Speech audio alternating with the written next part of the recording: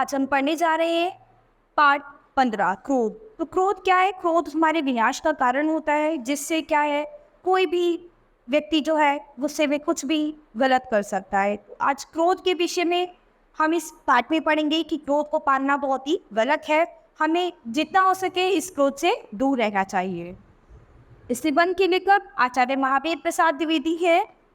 हिंदी भाषा की परिमार्जन का श्रेय उन्हें भी दिया जाता है। उन्होंने लंबे समय तक सरस्वती नामक पत्रिका का संपादन किया और बहुत से नए लेखकों और कवियों को हिंदी में लिखने के लिए प्रेरित किया। इस निबंध में उन्होंने क्रोध से होने वाली हानि के प्रति सचेत किया है। तो इस पाठ में हम क्रोध से होने वाली जो भी हानियां हैं उसके बारे में पढ़ेंगे। तो क्रोध से हमें बहुत सारी परेशानियां हो सकती भी। तो आइए पाठ की तरफ देखते हैं। याद रखिए, क्रोध की विवेक से शत्रुता है। क्रोध एक प्रकार की प्रचंड आंधी है। जैसे आंधी पे कोई बात नहीं सुनाई पड़ती, वैसे ही क्रोध आने पर शुभ चिंतक की अच्छी बातें भी हमें सुनाई नहीं पड़ती। तो क्या है, जब क्रोध आता है तो हमें कभी भी क्या है, अच्छी बातें भी समझ में नहीं आती, हमें केवल बुरी बातें ही दिखाई देती हैं। इसलिए ऐसे आने के समय बाहर से सहायता मिलना असंभव है। यदि कुछ सहायता मिल सकती है तो भीतर से ही। अतः उचित है कि हम पहले से ही विवेक, विचार और चिंतन को अपने हृदय में संजो कर रखें, ताकि क्रोध रूपी आंधी के समय हम अपने भीतर से ही सहायता दे सकें। जब कोई नगर किसी बलवान शत्रु के द्वारा घेर लिया जाता है तो तब उस नगर से बाहर से कोई वस्तु नहीं आ सकती। जो कुछ भीतर होता है वही काम आता है। क्रोधांत होने पर भी हमारी सहायता नहीं मिल सकती। इसीलिए हृदय के भीतर सुविचार और चिंतन को संजो कर रखें। तो क्या है, हमें अपने हृदय के अंदर सुविचार और अच्छे चिंतन का ही विचार करना चाहिए, जिससे क्या है, हमारे हमारे हमें कभी क्रोध नहीं आएगा। क्रोध नहीं आएगा तो हम कभी भी कुछ गलत नहीं करेंगे। तो क्रोध क्या है, क्रोध में हम अपना ही विनाश कर जाते हैं।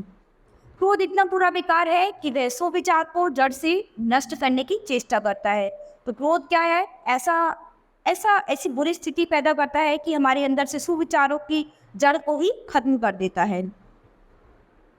वह विषय से भी अधिक हानिकारक है, क्योंकि उसके नशे में भले बुरे का ज्ञान नहीं रहता। क्रोधी व्यक्ति से सभी, यहाँ तक कि सगे संबंधी भी कतराने लगते हैं। क्रोधी मनुष्य प्रत्येक बात पर, प्रत्येक घटना पर, प्रत्येक मनुष्य पर बिना कारण अथवा बहुत ही छोटे कारण से बिगड़ जाता है। यदि क्रोध का कारण बहुत बड़ा हुआ तो वह उग्र रूप धारण कर लेता है। तो कभी कभी क्या होता है कि क्रोध जो है बहुत बड़ा भी हो जाता है। उसमें क्या है कि छोटे छोटे कारणों से ही कभी कभी हमें बहुत ही बड़ा क्रोध आ जाता है और वो एक उग्र रूप धारण कर लेता है। और यदि उसका कारण छोटा हुआ तो चिड़चिड़ाहट तक ही उसकी नौबत पहुंचती है। यानी क्रोध अगर छोटा होता है तो केवल इंसान चिड़चिड़ा कर ही रह जाता है, लेकिन अगर क्रोध बड़ा होता है तो कभी कभी क्या है, बहुत ही विकट परिस्थितियां सामने आ सकती हैं। इस प्रकार क्रोध या तो प्रचंड होता है या उपहासजनक, दोनों ही प्रकार से वह बुरा होता है। तो क्रोध चाहे छोटा हो चाहे बड़ा हो, दोनों ही प्रकार से हमारे लिए हानिकारक है। क्रोध मनुष्य के शरीर को भयानक कर देता है, आंखों को विकराल कर देता है, चेहरे को आग के समान कर देता है, बातचीत को बहुत उग्र कर देता है। क्रोध न तो मनुष्य का चिन्ह है और न ही स्वभाव की सरल या आत्मा के शुद्ध होने का परिचायक है। वास्तव में वह धीरता अथवा मन की अशुद्धता की निशानी है। निरोग मनुष्य की अपेक्षा रोगियों को, युवा पुरुषों की अपेक्षा बूढ़ों को और भाग्यवानों की अपेक्षा अभावों को अधिक क्रोध आता है। तो क्या है, वो निरोगी व्यक्ति हैं उनके अपेक्षा रोगियों को, जो रोगी व्यक्ति हैं, बूढ़े व्यक्ति हैं, ठीक है, और जो अभागे व्यक्ति हैं उनको अधिक क्रोध आता है, क्योंकि उनके साथ कितना कुछ समस्या होती है। आशय यह है कि कमजोर लोग ही अधिक क्रोधित होते हैं। तो क्या है कि जो व्यक्ति कमजोर है या अपने में कमजोर महसूस करता है तो उसे अपनी कमजोरी को देखते हुए क्या है, क्रोध आता है और उसे वो उस क्रोध को धीरे धीरे पालने लगता है अपने अंदर। जो मनुष्य शूद्र है उन्हें को क्रोध शोभा देता है, ज्ञानी, उदार और सत्पुरुषों को नहीं। तो ज्ञानी, उदार और सत्पुरुष मनुष्य जो है उनको क्रोध शोभा नहीं देता। इससे क्रोध आता है, केवल वही दुखी नहीं होता, क्रोध के समय जो लोग वहां होते हैं उनको भी वह दुख मिले बिना नहीं रहता। चार आदमियों के सामने किसी छोटे से अपराध पर नुक्कड़ चाकू को भला बुरा कहना और उन पर क्रोध करना किसी को अच्छा नहीं लगता। इस प्रकार क्रोध करना और उचित अनुचित बोलना यह सभ्यता का लक्षण है। तो क्या है, हमें गुस्से में बोलना, किसी के साथ अनुचित व्यवहार करना, ये क्या है, हमारी असभ्यता को दर्शाता है। इससे पता चलता है कि हम कितने सभ्य हैं या फिर कितने असभ्य हैं। क्रोध के कारण पति पत्नी में बिगाड़ हो जाता है। इससे मित्रों का साथ सगा समाज में जाना और जान पहचान वालों के साथ उनका बैठना छूट जाता है। और क्या है, क्रोध के कारण ही ये सभी हमारे रिश्ते भी जो हैं वो कभी कभी बेकार हो जाते हैं। मनुष्य अपने आप को भूल जाता है, उसकी विचार शक्ति जाती रहती है और बातचीत करने में वह कुछ कहने लगता है। तो क्या है कि क्रोध में मनुष्य सब कुछ भूल जाता है। जब वो बातचीत करता है तो वो अपने क्रोध में सब भूल जाता है कि क्या वो कह रहा है और क्या बोल रहा है।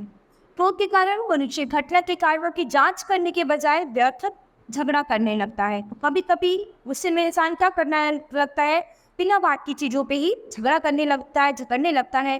तो अगर वो अपने क्रोध को पालना सीख जाए, यानी अपने मन को संयम में रखे, तो क्या है कि झगड़े का कारण खत्म हो सकता है। जिनको प्रभु ने प्रभुता दी है उनको घमंडी बना देता है। कोई लोग भाग्यवान नहीं है, यदि वे क्रोधी भी हैं तो उन पर कोई दया नहीं करता। यानी प्रभु ने जिन पर प्रभुता दी है, जिन पर अपनी दया बरसाई है, वो क्या है, वो घमंडी बन जाते हैं। लेकिन जो भाग्यवान नहीं है वे क्या होते हैं, वे क्रोधी हो जाते हैं और उन पर कोई दया भी नहीं होती। क्रोधी अनेक बुरे विकारों का शिकार करता है। उसमें दुख भी है, होश भी है, उतावली भी है, निर्बोधता भी है।